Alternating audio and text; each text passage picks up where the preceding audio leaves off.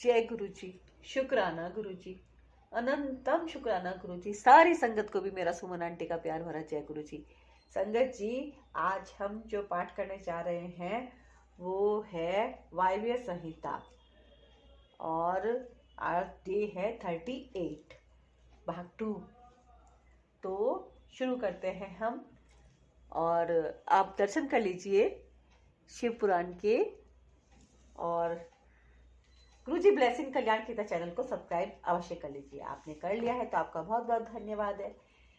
और वीडियो को लाइक कीजिएगा, शेयर कीजिएगा और कमेंट में गुरुजी का शुक्राना जरूर कीजिएगा, क्योंकि इन्हीं की प्रेरणा से मैं शिव पुराण का पाठ कर रही हूँ और आप सुन रहे हैं। शिव पुराण के सुनने के बहुत ही अद्भुत लाभ है, अत्यंत शक्ति है शिव पुराण में। आप इसको एक बार अवश्य सुने। जितने मैं डेज अब तक कंप्लीट कर चुकी हूँ आप उनको जरूर सुने, है ना। पहले आप इसको सुन लीजिए आज का, है ना, क्योंकि ये तो गुरुजी का आदेश है कि आपके पास पहुंच गई ये वीडियो और आप सुन रहे हैं। पहले आप इसको सुन लीजिए और उसके बाद डे 1 डे 2 करके पूरी एक आवर्ती अवश्य कीजिएगा। तो शुरू करते हैं हम अपने गुरुजी का ध्यान करते हुए, गणेश जी का ध्यान करते हुए निर्विघ्न संपन्न हो जाए ऐसी प्रार्थना करते हुए। ओम जय श्री गणेशाय नमः। गौरी शंकर की जय, शिव परिवार की जय, हर हर महादेव। जय गुरु जी, शुक्राना गुरु जी। ओम नमः शिवाय, शिव जी सदा सहाय, नमस्कार गुरु जी सदा सहाय। तो डे 38 पार्ट 2। महादेव जी के शरीर से देवी का प्राकट्य और देवी के भ्रू मध्य भाग से शक्ति का प्रादुर्भाव। वायु देवता कहते हैं, तदंतर महादेव जी महामेघ की गर्जना के समान मधुर गंभीर मंगलदायिनी एवं मनोहर वाणी में बोले, ब्रह्मा, तुमने इस समय प्रजाजनों की वृद्धि के लिए ही तपस्या की है। तुम्हारी इस तपस्या से मैं संतुष्ट हूँ और तुम्हें अभिष्ट वर देता हूँ। इस प्रकार परम उदार तथा स्वभावत मधुर वचन कहकर देवेश्वर हर ने अपने शरीर के वाम भाग से देवी रुद्राणी को प्रकट किया। जिन दिव्य गुण संपन्न देवी को ब्रह्मवेत्ता पुरुष परमात्मा शिव की पराशक्ति कहते हैं तथा जिनमें जन्म मृत्यु और जरा आदि विकारों का प्रवेश नहीं है, वे भवानी उस समय शिव के अंग से प्रकट हुई। जिनका परम भाव देवताओं को भी ज्ञात नहीं है, वे समस्त देवताओं की भी अधीश्वरी देवी अपने स्वामी के अंग से प्रकट हुई। उन सर्वलोक महेश्वरी परमेश्वरी को देखकर विराट पुरुष ब्रह्मा ने प्रणाम किया और उन सर्वज्ञ सर्वव्यापिनी सूक्ष्म सद्भाव से रहित और अपनी प्रभा से इस संपूर्ण जगत को प्रकाशित करने वाली पराशक्ति महादेवी से इस प्रकार प्रार्थना की। ब्रह्मा जी बोले, सर्व जगन्मयी देवी महादेवी जी ने सबसे पहले मुझे उत्पन्न किया। ब्रह्मा जी बोले, सर्व जगतमयी देवी महादेव जी ने सबसे पहले मुझे उत्पन्न किया और प्रजा की सृष्टि के कार्य में लगाया। इनकी आज्ञा से मैं समस्त जगत की सृष्टि करता हूँ, किंतु देवी मेरे मानसिक संकल्प से रचे गए देवता आदि समस्त प्राणी बारंबार सृष्टि करने पर भी बढ़ नहीं रहे हैं। अतः अब मैं मैथुनी सृष्टि करके ही अपनी सारी प्रजा को बढ़ाना चाहता हूँ। आपके पहले नारी कुल का प्रादुर्भाव नहीं हुआ था, इसलिए नारी कुल की सृष्टि करने के लिए मुझ में शक्ति नहीं है। संपूर्ण शक्तियों का आविर्भाव आपसे ही होता है। अतः सर्वत्र सबको सब प्रकार की शक्ति देने वाली आप वरदायिनी माया देवेश्वरी से ही प्रार्थना करता हूँ। संसार भय को दूर करने वाली सर्वव्यापिनी देवी, इस चराचर जगत की वृद्धि के लिए आप अपने एक अंश से मेरे पुत्र दक्ष की पुत्री हो जाइए। ब्रह्म योनि ब्रह्मा के इस प्रकार याचना करने पर देवी रुद्राणी ने अपनी भौं के मध्य भाग से अपने ही समान कांतिमती एक शक्ति प्रकट की। उसे देखकर देव देवेश्वर हर ने हंसते हुए कहा, तुम तपस्या द्वारा ब्रह्मा जी की आराधना करके उनका मनोरथ पूर्ण करो। परमेश्वरी शिव की उस आज्ञा को शिरोधार्य करके वह देवी ब्रह्मा जी की प्रार्थना के अनुसार दक्ष की पुत्री हो गई। इस प्रकार ब्रह्मा जी को ब्रह्म रूपिणी अनुपम शक्ति देकर देवी शिवा महादेव जी के शरीर में प्रविष्ट हो गई। फिर महादेव जी भी अंतर्ध्यान हो गए। तभी से इस जगत के भीतर स्त्री जाति में भोग प्रतिष्ठित हुआ और मैथुन द्वारा प्रजा की सृष्टि का कार्य चलने लगा। मुनिवरों, इससे ब्रह्मा जी को भी आनंद और संतोष प्राप्त हुआ। देवी से शक्ति के प्रादुर्भाव का यह सारा प्रसंग मैंने तुम्हें कह सुनाया। प्राणियों की सृष्टि के प्रसंग में इस विषय का वर्णन किया गया है। यह पुण्य की वृद्धि करने वाला है, अतः अवश्य सुनने योग्य है। जो प्रतिदिन देवी से शक्ति के प्रादुर्भाव की इस कथा का कीर्तन करता है उसे सब प्रकार का पुण्य प्राप्त होता है तथा वह शुभ लक्षण पुत्र पाता है। अध्याय 16 वायव्य संहिता संपूर्ण। बोलो शिव शंकर भगवान की जय, गौरी शंकर की जय, शिव परिवार की जय, हर हर महादेव, हर हर महादेव, हर हर महादेव। जय गुरु जी, शुक्राना गुरु जी। ओम नमः शिवाय। शिव जी सदा साहेब, नमः शिवाय। गुरु जी सदा साहेब। भगवान शिव का पार्वती तथा पार्षदों के साथ मंदराचल पर जाकर रहना, शुंभ निशुंभ के वध के लिए ब्रह्मा जी की प्रार्थना से शिव का पार्वती को काली कहकर कुपित करना और काली का गौरी होने के लिए तपस्या के निमित्त जाने की आज्ञा मांगना। वायु देवता कहते हैं, इस प्रकार महादेव जी से ही सनातन पराशक्ति को पाकर प्रजापति ब्रह्म मैथुनी सृष्टि करने की इच्छा लेकर स्वयं भी आधे शरीर से अद्भुत नारी और आधे शरीर से पुरुष हो गए। आधे शरीर से जो नारी उत्पन्न हुई थी वह उनसे शत्रुपा ही प्रकट हुई थी। ब्रह्मा जी ने अपने आधे पुरुष शरीर से विराट को उत्पन्न किया। वे विराट पुरुष ही स्वयं भू मनु कहलाते हैं। देवी शत्रुपा ने अत्यंत दुष्कर तपस्या करके उद्दीप्त यश वाले मनु को ही पति रूप में प्राप्त किया। इसके पश्चात मनु के वंश तथा दक्ष यज्ञ विध्वंस आदि के प्रसंग सुनाकर वायु देवता ने यह बताया कि भगवान शंकर ने दक्ष तथा देवताओं के अपराध क्षमा कर दिए। तदंतर ऋषियों ने पूछा, प्रभु अपने गणों तथा देवी के साथ अंतर्ध्यान होकर भगवान शिव कहाँ गए, कहाँ रहे और क्या करके विरत हुए। वायुदेव बोले, महर्षियों, पर्वतों में श्रेष्ठ और विचित्र कंदराओं से सुशोभित जो परम सुंदर मंदराचल है, वही अपनी तपस्या के प्रभाव से देवादिदेव महादेव जी का प्रिय निवास स्थान हुआ। उसने पार्वती और शिव को अपने सिर पर ढोने के लिए बड़ा भारी तप किया था और दीर्घ काल के बाद उसे उनके चरणारविंदों के स्पर्श का सुख प्राप्त हुआ। उस पर्वत के सौंदर्य का विस्तार पूर्वक वर्णन सहस्रों मुखों द्वारा 100 करोड़ वर्षों में भी नहीं किया जा सकता। उसके सामने समस्त पर्वतों का सौंदर्य तुच्छ हो जाता है। इसलिए महादेव जी ने देवी का प्रिय करने की इच्छा से उस अत्यंत रमणीय पर्वत को अपना अंतरपुर बना लिया। इस सर्वश्रेष्ठ पर्वत का स्मरण करके रैभ्य आश्रम के समीप स्थित हुए अंबिका सहित भगवान त्रिलोचन वहां से अंतर्ध्यान होकर चले गए। मंदराचल के उद्यान में पहुंचकर देवी सहित महेश्वर वहां की रमणीय तथा दिव्य अंतरपुर की भूमियों में रमण करने लगे। जब इस तरह कुछ समय बीत गया और ब्रह्मा जी की मैथुनी सृष्टि के द्वारा जब प्रजाएं बढ़ गई, तब शुंभ और निशुंभ नामक 2 दैत्य उत्पन्न हुए। वे परस्पर भाई थे। उनके तपोबल से प्रभावित हो परमेष्ठी ब्रह्मा ने उन दोनों भाइयों को यह वर दिया था कि इस जगत के किसी भी पुरुष से तुम मारे नहीं जा सकोगे।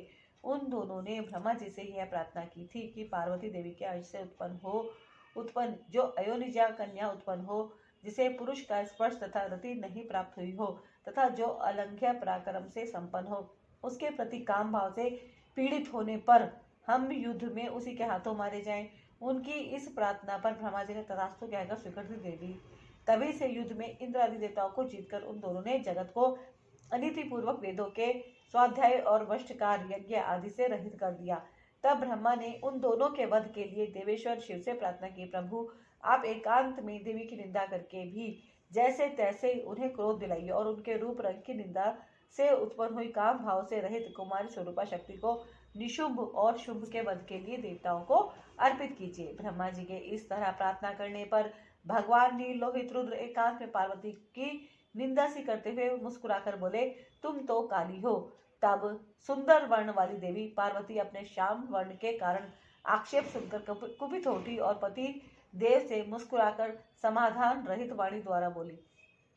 देवी ने कहा, प्रभु यदि मेरे इस कार्य रंग पर आपको प्रेम नहीं है तो इतने दीर्घ काल से अपनी शिक्षा का आप दमन क्यों करते रहे हैं। कोई स्त्री कितनी ही सर्वांग सुंदरी क्यों ना हो, यदि पति का उस पर अनुराग नहीं हो तो अन्य समस्त गुणों के साथ ही उसका जन्म लेना व्यर्थ हो जाता है।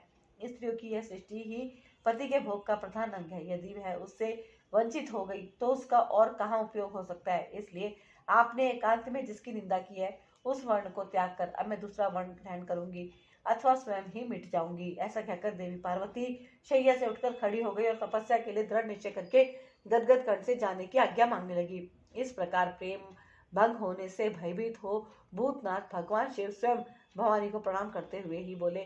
भगवान शिव ने कहा, प्रिय मैंने क्रीड़ा या मनोविनोद के लिए यह बात कही है। मेरे इस अभिप्राय को न जानकर तुम कुपित क्यों हो गई हो। यदि तुम पर मेरा प्रेम नहीं होगा तो और किस पर हो सकता है। तुम इस जगत की माता हो और मैं पिता तथा अधिपति हूँ, फिर तुम पर मेरा प्रेम ना होना कैसे संभव हो सकता है। हम दोनों का वह प्रेम भी क्या कामदेव की प्रेरणा से हुआ है? कदापि नहीं, क्योंकि कामदेव की उत्पत्ति से पहले ही जगत की उत्पत्ति हुई है। कामदेव की सृष्टि तो मैंने साधारण लोगों की रति के लिए की है। कामदेव मुझे साधारण देवता के समान मानकर मेरा कुछ कुछ तिरस्कार करने लगा था, अतः मैंने उसे भस्म कर दिया। हम दोनों का यह लीला विहार भी जगत की रक्षा के लिए ही है, अतः उसी के लिए आज मैंने तुम्हारे प्रति यह परिहास युक्त बात कही थी। मेरे इस कथन की सत्यता तुम पर शीघ्र ही प्रकट हो जाएगी। देवी ने कहा, भगवान, पति के प्यार से वंचित होने पर जो नारी अपने प्राणों का भी परित्याग नहीं कर देती, वह कुलांगना और शुभ लक्षणा होने पर भी सत्पुरुषों द्वारा निंदित ही समझी जाती है। मेरा शरीर गौरवर्ण का नहीं है, इस बात को लेकर आपको बहुत खेद है, अन्यथा क्रीड़ा या परिहास में भी आपके द्वारा मुझे काली कलुटी कहा जाना कैसे संभव हो सकता था? मेरा कालपन आपको प्रिय नहीं है, इसलिए वह सत्पुरुषों द्वारा भी निंदित है, अतः तपस्या द्वारा इसका त्याग किए बिना अब मैं यहाँ रह ही नहीं सकती। शिव बोले, यदि अपनी क्षमता को लेकर तुम्हें इस तरह संताप हो रहा है तो इसके लिए तपस्या करने की क्या आवश्यकता है? तुम मेरी या अपनी इच्छा मात्र से ही अपने वर्ण से युक्त हो जाओ। तुम तपस्या करने की आवश्यकता है, तुम मेरे या अपनी इच्छा मात्र से ही दूसरे वर्ण से युक्त हो जाओ। देवी ने कहा, मैं आपसे अपने रंग का परिवर्तन नहीं चाहती, स्वयं भी इसे बदलने का संकल्प नहीं कर सकती। अब तो तपस्या द्वारा ब्रह्मा जी की आराधना करके ही मैं शीघ्र गौरी हो जाऊंगी। शिव बोले, महादेवी, पूर्व काल में मेरी ही कृपा से ब्रह्मा को ब्रह्मपद की प्राप्ति हुई थी, अतः तपस्या द्वारा उन्हें बुलाकर तुम क्या करोगी? देवी ने कहा, इसमें संदेह नहीं कि ब्रह्मा आदि समस्त देवताओं को आपसे ही उत्तम पदों की प्राप्ति हुई है, तथापि आपकी आज्ञा पाकर मैं तपस्या द्वारा ब्रह्मा जी की आराधना करके ही अपना अभिषेक करना चाहती हूँ। पूर्व काल में जब मैं सती के नाम से दक्ष की पुत्री हुई थी, तब तपस्या द्वारा ही मैंने आप जगदीश्वर को पति के रूप में प्राप्त किया था। इसी प्रकार आज भी तपस्या द्वारा ब्रह्मा को संतुष्ट करके मैं गौरी होना चाहती हूँ। ऐसा करने में यहाँ क्या दोष है, यह बताइए। महादेव जी के ऐसा कहने पर वामदेव मुस्कुराते हुए से चुप रह गए। देवताओं का कार्य सिद्ध करने की इच्छा से उन्होंने देवी को रोकने के लिए हट नहीं किया। अध्याय 17 से 24 वायव्य संहिता संपूर्ण। बोलो शिव शंकर भगवान की जय, गौरी शंकर की जय, शिव परिवार की जय। हर हर महादेव, हर हर महादेव, हर हर महादेव। जय गुरु जी, शुक्राना गुरु जी, जय गुरु जी, शुक्राना गुरु जी, जय गुरु शुक्राना गुरु जी। ओम नमः शिवाय। शिव जी सदा साहेब, नमः गुरु सदा साहेब।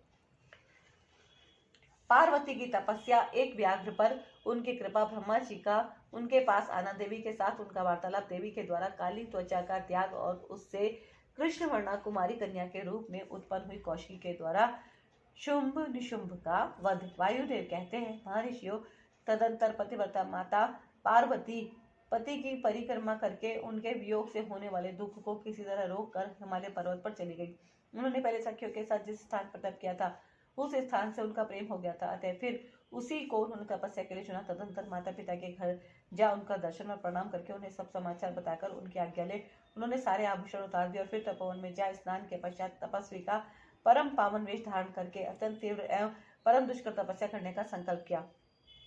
वे मन ही मन सदा पति के चरणारविंदों का चिंतन करती हुई किसी क्षणिक लिंग में उन्हीं का ध्यान करके पूजन की भारी विधि के अनुसार जंगल के फल फूल आदि उपकरणों द्वारा तीनों समय उनकी पूजा करती थी। भगवान शंकर ही ब्रह्मा का रूप धारण करके मेरी तपस्या का फल मुझे देंगे, ऐसा दृढ़ संकल्प रखकर वे प्रतिदिन तपस्या में लगी रहती थी। इस तरह तपस्या करते करते जब बहुत समय बीत गया, तब एक दिन उनके पास कोई बहुत बड़ा व्याघ्र देखा गया।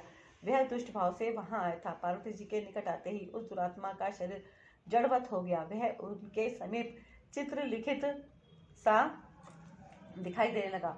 दुष्ट भाव से पास आए हुए उस व्याघ्र को देखकर भी देवी पार्वती साधारण नारी की भांति स्वभाव से विचलित नहीं हुई।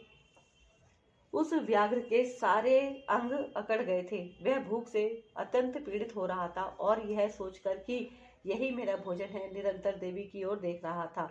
देवी के सामने खड़ा खड़ा वह उनकी उपासना सी करने लगा। इधर देवी के हृदय में सदा यही भाव आता था कि यह व्याघ्र मेरा ही उपासक है, दुष्ट मन जंतुओं से मेरी रक्षा करने वाला है। यह सोचकर वे उस पर कृपा करने लगी। उन्हीं की कृपा से उसके तीनों प्रकार के मल तत्काल नष्ट हो गए। फिर तो उस व्याघ्र को सहसा देवी के स्वरूप का बोध हुआ। उसकी भूख मिट गई और उसके अंगों की जड़ता भी दूर हो गई। साथ ही उसकी जन्म से दुष्टता नष्ट हो गई और उसे निरंतर तृप्ति बनी रहने लगी। उस समय उत्कृष्ट रूप से अपनी कृतार्थता का अनुभव करके वह तत्काल भक्त हो गया और उन परमेश्वरी की सेवा करने लगा। अब वह अन्य दुष्ट जंतुओं को खदेड़ता हुआ तपोवन में विचरने लगा। इधर देवी की तपस्या बढ़ी और तीव्र से तीव्रतर होती गई। देवता शुंभ आदि दैत्यों के दुराग्रह से दुखी हो ब्रह्मा जी की शरण में गए। उन्होंने शत्रु पीड़ा जनित अपने दुख को उनसे निवेदन किया। शुंभ और निशुंभ वरदान पाने के घमंड से देवताओं को जैसे जैसे दुख देते थे, वह सब सुनकर ब्रह्मा जी को उन पर बड़ी दया आई।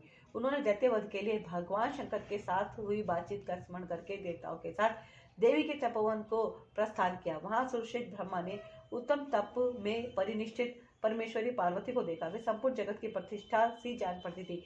अपने श्री हरि के तथा रुद्रदेव के भी जन्मदाता पिता महामहेश्वर की भार्या आर्या जगन माता गिरिराज नंदिनी पार्वती जी को ब्रह्मा जी ने प्रणाम किया। देवताओं के साथ ब्रह्मा जी को आया देख देवी ने उनके योग्य अर्घ्य देकर स्वागत आदि के द्वारा उनका सत्कार किया। बदले में उनका भी सत्कार और अभिवादन करके ब्रह्मा जी अनजान की भांति देवी की तपस्या का कारण पूछने लगे। ब्रह्मा जी बोले, देवी, इस तीव्र तपस्या के द्वारा आप यहाँ किस अभिष्ट मनोरथ की सिद्धि करना चाहती है? तपस्या के संपूर्ण फलों की सिद्धि तो आपके ही अधीन है। जो समस्त लोगों के स्वामी हैं, उन्हीं परमेश्वर को पति के रूप में पाकर अपने तपस्या का पूर्ण फल प्राप्त कर लिया है। आपने तपस्या का पूर्ण फल प्राप्त कर लिया है, अथवा वे सारा ही क्रियाकलाप आपके लीला विलास हैं। परंतु आश्चर्य की बात तो यह है कि आप इतने दिनों से महादेव जी के विरह का कष्ट कैसे सह रही हैं? देवी ने कहा, ब्राह्मण, जब सृष्टि के आदिकाल में महादेव जी से आपकी उत्पत्ति सुनी जाती है, तब समस्त प्रजाओं में प्रथम होने के कारण आप मेरे ज्येष्ठ पुत्र होते हैं। फिर जब प्रजा की वृद्धि के लिए आपके ललाट से भगवान शिव का प्रादुर्भाव हुआ, तब आप मेरे पति के पिता और मेरे ससुर होने के कारण गुरुजनों की कोटि में आ जाते हैं। और जब मैं यह सोचती हूँ कि स्वयं मेरे पिता गिरिराज हिमालय आपके पुत्र हैं, तब आप मेरे साक्षात पितामह लगते हैं। लोक पितामह, इस तरह आप लोक यात्रा के विधाता हैं। अंतरपुर में पति के साथ जो वृतांत घटित हुआ, उसे मैं आपके सामने कैसे कह सकूंगी? अतः यहाँ बहुत कहने से क्या लाभ? मेरे शरीर में जो यह कालापन है, इसे सात्विक विधि से त्याग कर मैं गौरवर्ण होना चाहती हूँ। ब्रह्मा जी बोले, देवी, इतने ही प्रयोजन के लिए आपने ऐसा कठोर तप क्यों किया? इसके लिए आपकी इच्छा मात्र ही पर्याप्त नहीं थी? अथवा यह आपकी एक लीला ही है? जगन्मात, आपकी लीला भी लोक हित के लिए ही होती है। अतः आप इसके द्वारा मेरे एक अभिष्ट फल की सिद्धि कीजिए। निशुंभ और शुभ नामक दो दैत्य हैं, उनको मैंने वर दे रखा है। इससे उनका घमंड बहुत बढ़ गया है और वे देवताओं को सता रहे हैं। उन दोनों को आपके ही हाथ से मारे जाने का वरदान प्राप्त हुआ है। अतः अब विलंब करने से कोई लाभ नहीं। आप क्षण भर के लिए सुस्थिर हो जाइए। आपके द्वारा जो शक्ति रची या छोड़ी जाएगी, वही उन दोनों के लिए मृत्यु हो जाएगी। ब्रह्मा जी की इस प्रकार प्रार्थना करने पर गिरिराज कुमारी देवी पार्वती सहसा अपने काली त्वचा के आवरण को उतार कर गौरवर्णा हो गई। त्वचा कोश काली त्वचामय आवरण रूप से त्यागी गई। जो उनकी शक्ति थी, उसका नाम कौशकी हुआ। वह काले मेघ के समान कांति वाली कृष्णवर्णा कन्या हो गई। देवी की वह मायामयी शक्ति ही योग निद्रा और वैष्णवी कहलाती है। उसके 8 बड़ी बड़ी भुजाएं थी। उसने उन हाथों में शंख चक्र और त्रिशूल आदि आयुध धारण कर रखे थे। उस देवी के 3 रूप हैं, सौम्य, घोर और मिश्र। वह 3 नेत्रों से युक्त थी। उसने मस्तक पर अर्धचंद्र का मुकुट धारण कर रखा था। उसे पुरुष का स्पर्श तथा रति का योग नहीं प्राप्त था और वह अत्यंत सुंदरी थी। देवी ने अपनी इस सनातन शक्ति को ब्रह्मा जी के हाथ में दे दिया। वही दैत्य प्रवर शुंभ और निशुंभ वध करने वाली हुई।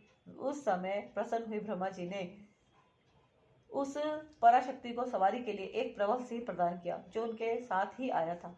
उस देवी के रहने के लिए ब्रह्मा जी ने विंध्यगिरी पर वास स्थान दिया और वहां नाना प्रकार के उपचारों से उनका पूजन किया। विश्वकर्मा ब्रह्मा के द्वारा सम्मानित हुई वह शक्ति अपनी माता गौरी को और ब्रह्मा जी को क्रमश प्रणाम करके अपने ही अंगों से उत्पन्न और अपने ही समान शक्तिशालिनी बहुसंख्यक शक्तियों को साथ ले दैत्यराज शुंभ ऋषभ को मारने के लिए उद्यत होकर विंध्य पर्वत को चली गई। उसने सम्रांगण में उन दोनों दैत्यराजों को मार गिराया। उस युद्ध का अन्यत्र वर्णन हो चुका है, इसलिए उसकी विस्तृत कथा यहाँ नहीं कही गई। दूसरे स्थलों से उसको उहा कर लेनी चाहिए। अब मैं प्रस्तुत प्रसंग का वर्णन करता हूँ। अध्याय 25 वायव्य संहिता संपूर्ण। बोलो शिव शंकर भगवान की जय, गौरी शंकर की जय, शिव परिवार की जय। हर हर महादेव। जय गुरु जी। शुक्राना गुरु जी। ओम नमः शिवाय। शिव जी सदा साहेब। नमः शिवाय। गुरु जी सदा साहेब। गौरी देवी का व्याघ्र को अपने साथ ले जाने के लिए ब्रह्मा जी से आज्ञा मांगना। ब्रह्मा जी का उसे दुष्कर्मी बताकर रोकना, देवी का शरणागत को त्यागने से इनकार करना, ब्रह्मा जी का देवी की महत्ता बताकर अनुमति देना और देवी का माता पिता से मिलकर मंदराचल को जाना। वायु देवता कहते हैं, कौशिकी को उत्पन्न करके उसे ब्रह्मा जी के हाथ में देने के पश्चात गौरी देवी ने प्रत्युपकार के लिए पितामह से कहा। देवी बोली, क्या आपने मेरे आश्रम में रहने वाले इस व्याघ्र को देखा है? इसने दुष्ट जंतुओं से मेरे तपोवन की रक्षा की है। यह मुझ में अपना मन लगाकर अन्य भाव से मेरा भजन करता रहा है, अतः इसकी रक्षा के सिवा दूसरा कोई मेरा प्रिय कार्य नहीं है। यह मेरे अंतरपुर में विचरने वाला होगा। भगवान शंकर इसे प्रसन्नतापूर्वक गणेश्वर का पद प्रदान करेंगे। मैं इसे आगे करके सखियों के साथ यहाँ से जाना चाहती हूँ। इसके लिए आप मुझे आज्ञा दें, क्योंकि आप प्रजापति हैं। देवी के ऐसा कहने पर उन्हें भोली भाली जान हंसते और मुस्कुराते हुए ब्रह्मा जी उस व्याघ्र की पुरानी क्रूरतापूर्ण करतूतें बताते हुए उसकी दुष्टता का वर्णन करने लगे। ब्रह्मा जी ने कहा, देवी, कहाँ तो पशुओं से क्रूर व्याघ्र और कहाँ यह आपकी मंगलमय कृपा। आप विषधर सर्प के मुख में साक्षात अमृत क्यों सींच रही हैं? यह केवल व्याघ्र के रूप में रहने वाला कोई दुष्ट निशाचर है। उसने बहुत सी गौएं और तपस्वी ब्राह्मणों को खा डाला है। यह उन सबको इच्छानुसार ताप देता हुआ मनमाना रूप धारण करके विचरता है, अतः इसे अपने पाप कर्म का फल अवश्य भोगना चाहिए। ऐसे दुष्टों पर आपको कृपा करने की क्या आवश्यकता है? इस स्वभाव से ही कलुषित चित्त वाले दुष्ट जीव से देवी को क्या काम है? देवी बोली, आपने जो कुछ कहा है वह सब ठीक है, यह ऐसा ही है, तथापि मेरी शरण में आ गया है, अतः मुझे इसका त्याग नहीं करना चाहिए। ब्रह्मा जी ने कहा, देवी, इसकी आपके प्रति भक्ति है, इस बात को जाने बिना ही मैंने आपके समक्ष इसके पूर्व चरित्र का वर्णन किया है। यदि इसके भीतर भक्ति है तो पहले के पापों से इसका क्या बिगड़ने वाला है? क्योंकि आपके भक्त का कभी नाश नहीं होता। जो आपकी आज्ञा का पालन नहीं करता वह पुण्यकर्मा होकर भी क्या करेगा? देवी, आप ही अजन्मा, बुद्धिमती, पुरातन शक्ति और परमेश्वरी हैं। सबके बंध और मोक्ष की व्यवस्था आपके अधीन है। आपके सिवा पराशक्ति कौन है? आपके बिना किसी को कर्म जनित सिद्धि प्राप्त हो सकती है? आप ही असंख्य रुद्रों की विविध शक्ति हैं। शक्ति रहित कर्ता काम करने में कौन सी सफलता प्राप्त करेगा? भगवान विष्णु को, मुझको तथा अन्य देवता, दानव और राक्षसों को उन ऐश्वर्यों की प्राप्ति कराने के लिए आपकी आज्ञा ही कारण है। असंख्य ब्रह्मा, विष्णु तथा रुद्र जो आपकी आज्ञा का पालन करने वाले हैं, बीत चुके हैं और भविष्य में भी होंगे। देवेश्वरी, आपकी आराधना किए बिना हम सब श्रेष्ठ देवता भी धर्म आदि चारों पुरुषार्थों की प्राप्ति नहीं कर सकते। आपके संकल्प से ब्रह्मत्व और स्थारत्व का तत्काल व्यत्यास फेरबदल भी हो जाता है, अर्थात ब्रह्म स्थावर वृक्ष आदि हो जाता है और स्थावर ब्रह्म, क्योंकि पुण्य और पाप के फलों की व्यवस्था आपने ही की है। आप ही जगत के स्वामी परमात्मा शिव की अनादि, अमध्य और अनंत आदि सनातन शक्ति हैं। आप संपूर्ण लोक यात्रा का निर्वाह करने के लिए किसी अद्भुत मूर्ति में आविष्ट हो नाना प्रकार के भावों से क्रीड़ा करती हैं। भला आपको ठीक ठीक कौन जानता है? अतः यह पापाचारी व्याघ्र भी आज आपकी कृपा से परम सिद्धि प्राप्त करे, इसमें कौन बाधक हो सकता है? इस प्रकार उनके परम तत्व का स्मरण कराकर ब्रह्मा जी ने जब उचित प्रार्थना की, तब गौरी देवी तपस्या से निवृत्त हुई। तदंतर देवी की आज्ञा लेकर ब्रह्मा जी अंतर्ध्यान हो गए। फिर देवी ने अपने वियोग को न सह सकने वाले माता पिता मैना और हिमवान का दर्शन करके उन्हें प्रणाम किया तथा उन्हें नाना प्रकार से आश्वासन दिया। इसके बाद देवी ने तपस्या के प्रेमी तपोवन के वृक्षों को देखा। वे उनके सामने फूलों की वर्षा कर रहे थे। ऐसा जान पड़ता था मानो उनसे होने वाले वियोग के शोक से पीड़ित हो वे आंसू बहा रहे हों। अपनी शाखाओं पर बैठे हुए विहंगमों के कलरवों के व्याज से मानो वे व्याकुलता पूर्वक नाना प्रकार से दीनतापूर्ण विलाप कर रहे थे। तदंतर पति के दर्शन के लिए उतावली हो उस व्याघ्र को और उस पुत्र की भांति स्नेह से आगे करके सखियों से बातचीत करती और देह की दिव्य प्रभा से दसों दिशाओं को उद्दीप्त करती हुई गौरी देवी मंदराचल को चली गई। जहाँ संपूर्ण जगत के आधार, सृष्टा, पालक और संहारक पतिदेव महेश्वर विराजमान थे। अध्याय 26 वायव्य संहिता संपूर्ण। बोलो शिव शंकर भगवान की जय, गौरी शंकर की जय, शिव परिवार की जय। हर हर महादेव। जय गुरु जी। शुक्राना गुरु जी। ओम नमः शिवाय। शिव जी सदा साहेब नमस्कार। गुरु जी सदा साहेब। मंदराचल पर गौरी देवी का स्वागत महादेव जी के द्वारा उनके और अपने उत्कृष्ट स्वरूप एवं अविच्छेद संबंध पर प्रकाश तथा देवी के साथ आए हुए व्याघ्र को उनका गणाध्यक्ष बनाकर अंतरपुर के द्वार पर सोमनंदी नाम से प्रतिष्ठित करना। ऋषियों ने पूछा, अपने शरीर को दिव्य गौरवर्ण से युक्त बनाकर गिरिराजकुमारी देवी पार्वती ने जब मंदराचल प्रदेश में प्रवेश किया तब वे अपने पति से किस प्रकार मिली? प्रवेश काल में उनके भवन द्वार पर रहने वाले गणेश्वरों ने क्या किया तथा महादेव जी ने भी उन्हें देखकर उस समय उनके साथ कैसा बर्ताव किया? वायु देवता ने कहा, जिस प्रेम गर्भित रस के द्वारा अनुरागी पुरुषों के मन का हरण हो जाता है उस परम रस का ठीक ठीक वर्णन करना असंभव है। द्वारपाल बड़ी उतावली से राह देखते थे। उनके साथ ही महादेव जी भी देवी के आगमन के लिए उत्सुक थे। जब वे भवन में प्रवेश करने लगी तब शंकित हो उन प्रेम जनित भावों से वे उनकी ओर देखने लगे। देवी भी उनकी ओर उन्हीं भावों से देख रही थी। इस समय उस भवन में रहने वाले श्रेष्ठ पार्षदों ने देवी की वंदना की। फिर देवी ने विनय युक्त वाणी द्वारा भगवान त्रिलोचन को प्रणाम किया। वे प्रणाम करके अभी उठने भी नहीं पाई थी कि परमेश्वर ने उन्हें दोनों हाथों से पकड़कर बड़े आनंद के साथ हृदय से लगा लिया। फिर मुस्कुराते हुए वे एकटक नेत्रों से उनके मुख चंद्र की सुधा का पानसा करने लगे। फिर उनसे बातचीत करने के लिए उन्होंने पहले अपनी ओर से वार्ता आरंभ की। देवादिदेव महादेव जी बोले, सर्वांग सुंदरी प्रिय, क्या तुम्हारी वह मनोदशा दूर हो गई जिसके रहते तुम्हारे क्रोध के कारण मुझे अनुनय विनय का कोई भी उपाय नहीं सूझता था? यदि साधारण लोगों की भांति हम दोनों में भी एक दूसरे के अप्रिय का कारण विद्यमान है तब तो इस चराचर जगत का नाश हुआ ही समझना चाहिए।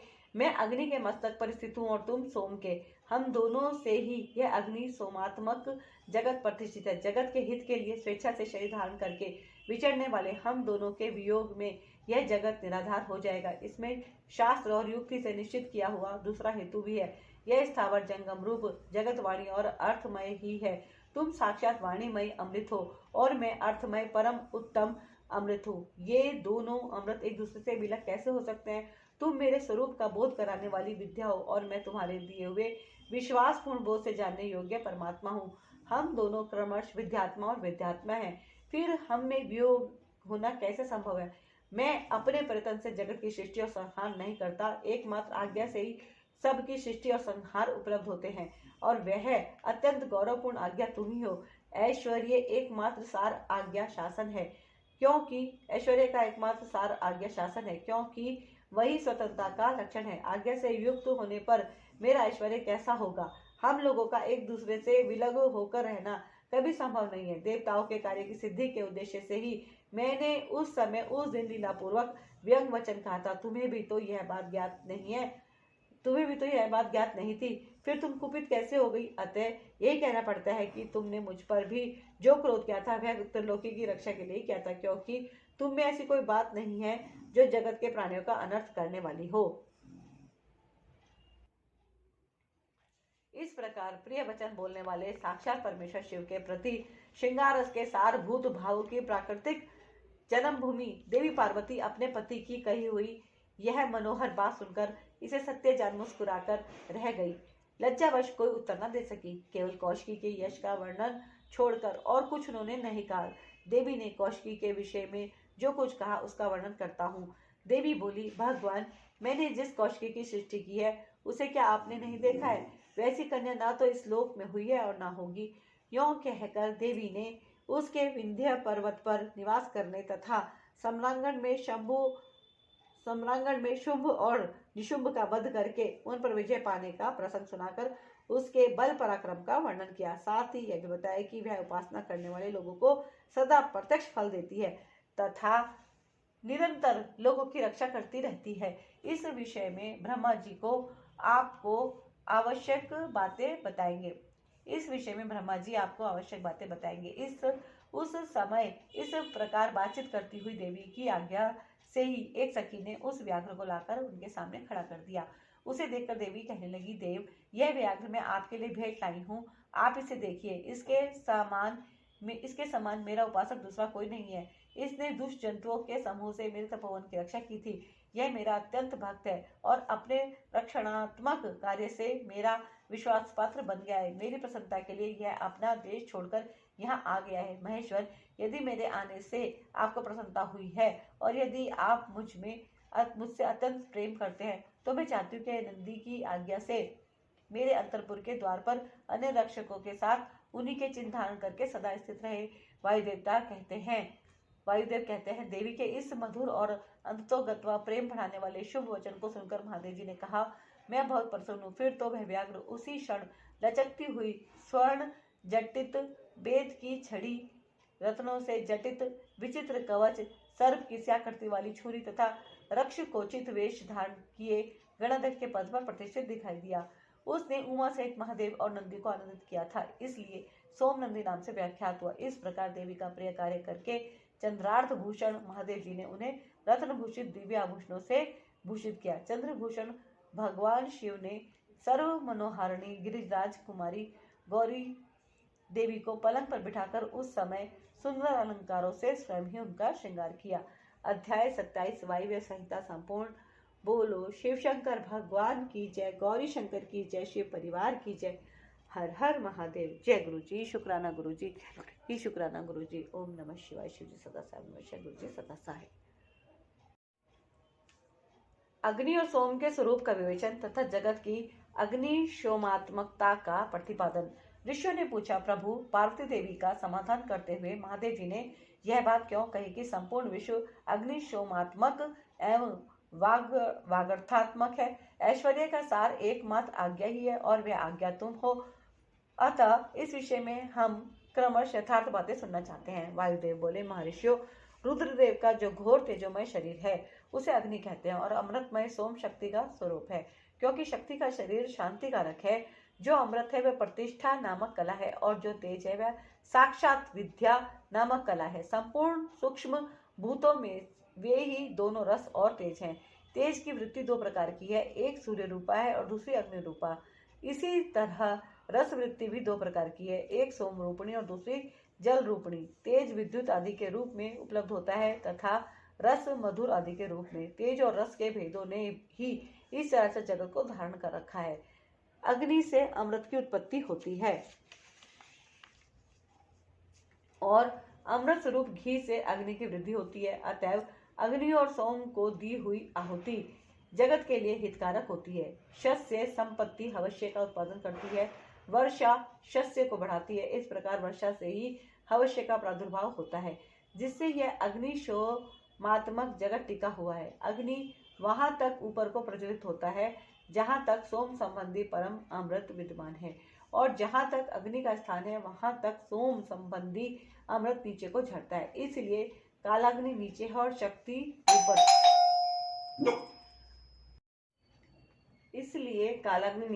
शक्ति ऊपर। जहां तक अग्नि है उसकी गति ऊपर की ओर है और जो जल का आप्लावन है उसकी गति नीचे की ओर है। आधार शक्ति ने ही इस ऊर्ध्वगामी कालाग्नि को धारण कर रखा है तथा निम्नगामी सोम शिव शक्ति के आधार पर प्रतिष्ठित है।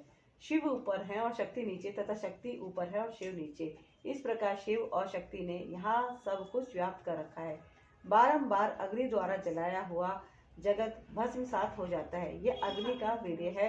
भस्म को ही अग्नि का वीर्य कहते हैं। जो इस प्रकार भस्म के शेष स्वरूप को जानकर अग्नि इत्यादि मंत्रों द्वारा भस्म से स्नान करता है, वह बंधा हुआ जीव पाश से मुक्त हो जाता है। अग्नि के वीर्य रूप भस्म को सोम ने अयोग्य युक्ति के द्वारा फिर आप्लावित किया, इसलिए वह प्रकृति के अधिकार में चला गया। यदि योग युक्ति से शाक्त अमृत वर्षा के द्वारा इस भस्म का सब और आप्लावन हो तो वह प्रकृति के अधिकारों को निर्वृत्त कर देता है। अतः इस तरह का अमृत प्लावन सदा मृत्यु पर विजय पाने के लिए ही होता है।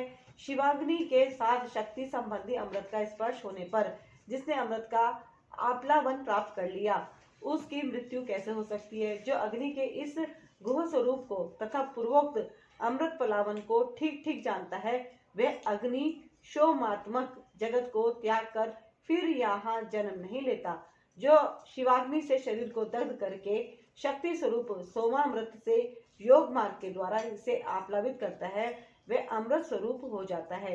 इसी अभिप्राय को हृदय में धारण करके महादेव जी ने इस संपूर्ण जगत को अग्नि शोमात्मक कहा था। उनका वह कथन सर्वथा उचित है। अध्याय 28 वायव्य संहिता संपूर्ण। बोलो शिव शंकर भगवान की जय, गौरी शंकर की जय, शिव परिवार की जय। हर हर महादेव। जय गुरु जी। शुक्राना गुरु जी। ओम नमः शिवाय। शिव जी सदा सहाय। ओम नमः शिवाय। गुरु जी सदा सहाय। जगत वाणी और अर्थ रूप है इसका प्रतिपादन। वायु देवता कहते हैं, महर्षियों, अब यह बता रहा हूँ कि जगत की वाग्यर्थात्मकता की सिद्धि कैसे की गई है। 6 अध्वाओं मार्गों का सम्यक ज्ञान में संक्षेप से ही करा रहा हूँ, विस्तार से नहीं।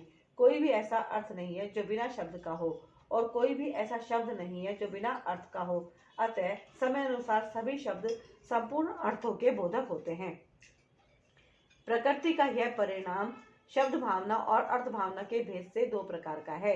उसे परमात्मा शिव तथा पार्वती की प्राकृत मूर्ति कहते हैं। उनकी जो शब्दमयी विभूति है उसे विद्वान 3 प्रकार की बताते हैं। उनकी जो शब्दमयी विभूति है उसे विद्वान 3 प्रकार की बताते हैं, स्थूला, सूक्ष्म और परा।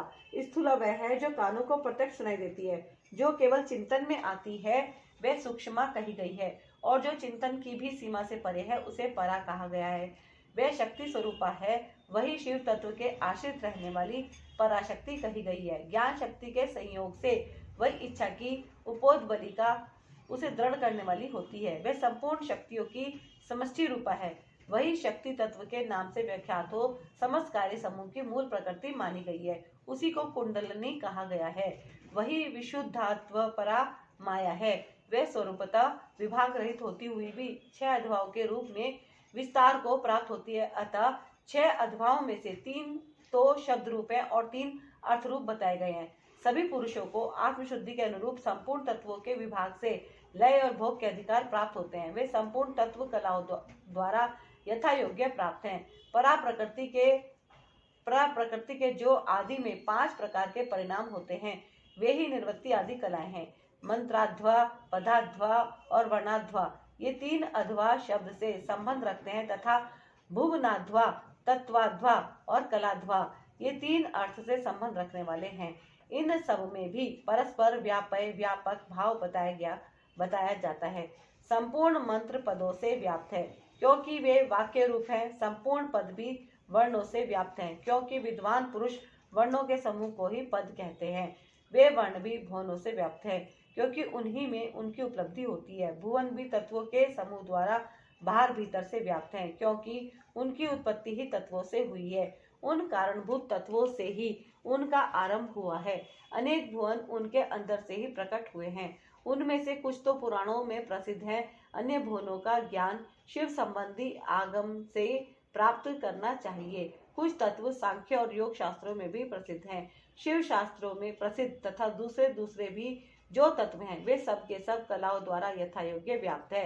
परा प्रकृति के जो आदि काल में 5 परिणाम हुए वे ही निर्वृत्ति आदि कलाएं हैं। वे 5 कलाएं उत्तरोत्तर तत्वों से व्याप्त हैं। अतः पराशक्ति सर्वत्र व्यापक है। वह विभाग रहित होकर भी 6 अध्वाओं के रूप में विभक्त है। शक्ति से लेकर पृथ्वी तत्व पर्यंत संपूर्ण तत्वों का प्रादुर्भाव शिव तत्व से हुआ है। अतः जैसे घड़े आदि मिट्टी से व्याप्त हैं उसी प्रकार वे सारे तत्व एकमात्र शिव से ही व्याप्त हैं। जो 6 अध्वाओं से प्राप्त होने वाला है वही शिव का परम धाम है। 5 तत्वों के शोधन से व्यापिका और अव्यापिका शक्ति जानी जाती है। निवृत्ति कला के द्वारा रुद्रलोक पर्यंत ब्रह्मांड की स्थिति का शोधन होता है। प्रतिष्ठा कला द्वारा उससे भी ऊपर जहाँ तक अव्यक्त की सीमा है वहां तक की शोध की जाती है। मध्यवर्तनी विद्या कला द्वारा उससे भी ऊपर विद्वेश्वर पर्यंत स्थान का शोधन होता है। शांति कला द्वारा उससे भी ऊपर के स्थान का तथा शांत्यतीता कला के द्वारा अध्वा के अंत तक का शोधन हो जाता है। उसी को परम व्योम कहा गया है। ये 5 तत्व बताए गए हैं जिनसे संपूर्ण जगत व्याप्त है। वहीं साधकों को यह सब कुछ देखना चाहिए। जो अध्वा की व्याप्ति को न जानकर शोधन करना चाहता है वह शुद्धि से वंचित रह जाता है, उसके फल को नहीं पा सकता। उसका सारा परिश्रम व्यर्थ केवल नरक की ही प्राप्ति कराने वाला होता है। शक्तिपात का संयोग हुए बिना तत्वों का ठीक ठीक ज्ञान नहीं हो सकता। उनकी व्याप्ति और वृद्धि का ज्ञान भी असंभव है। शिव की जो चित्त स्वरूपा परमेश्वरी पराशक्ति है वही आज्ञा है। उस कारण रूपा आज्ञा के सहयोग से ही शिव संपूर्ण शिव के अधिष्ठाता होते हैं। विचार दृष्टि से देखा जाए तो आत्मा में कभी विकार नहीं होता। यह विकार की प्रतीति माया मात्र है, ना तो बंधन है और ना उस बंधन से छुटकारा दिलाने वाली कोई मुक्ति है। शिव की जो अव्यभिचारिणी पराशक्ति है वही संपूर्ण ऐश्वर्य की पराकाष्ठा है। वह उन्हीं के समान धर्म वाली है और विशेषता उनके उन विलक्षण भावों से युक्त है। उसी शक्ति के साथ शिव गृहस्थ बने हुए हैं और वह भी सदा उन शिव के ही साथ उनकी गृहिणी बनकर रहती है। जो प्रकृति जन्य जगत रूप कार्य है वही उन शिव दंपत्ति की संतान है। शिव करता है और शक्ति कारण, यही उन दोनों का भेद है। वास्तव में एक मात्र साक्षात शिव ही दो रूपों में स्थित है। कुछ लोगों का कहना है कि स्त्री और पुरुष रूप में ही उनका भेद है। अन्य लोग कहते हैं कि पराशक्ति शिव में नित्य संवेद है। जैसे प्रभा सूर्य से भिन्न नहीं है, उसी प्रकार चित्त स्वरूपिणी पराशक्ति शिव से अभिन्न ही है। यही सिद्धांत है। अतः शिव परम कारण है, उनकी आज्ञा ही परमेश्वरी है। उसी से प्रेरित होकर शिव की अविनाशी मूल प्रकृति कार्य भेद से महामाया, माया और त्रिगुणात्मिक प्रकृति इन तीन रूपों में स्थित हो 6 अध्वाओं को प्रकट करती है। वह 6 प्रकार का अध्वा वागर्थमय है, वही संपूर्ण जगत के रूप में स्थित है। सभी शास्त्र समूह इसी भाव का विस्तार से प्रतिपादन करते हैं। अध्याय 29 वायव्य संहिता संपूर्ण। बोलो शिव शंकर भगवान की जय, गौरी शंकर की जय, शिव परिवार की जय। हर हर महादेव। जय गुरु जी, शुक्राना गुरु जी। ओम नमः शिवाय। शिव जी सदा साय। ओम नमः शिवाय। गुरु जी सदा साय। जय गुरु जी।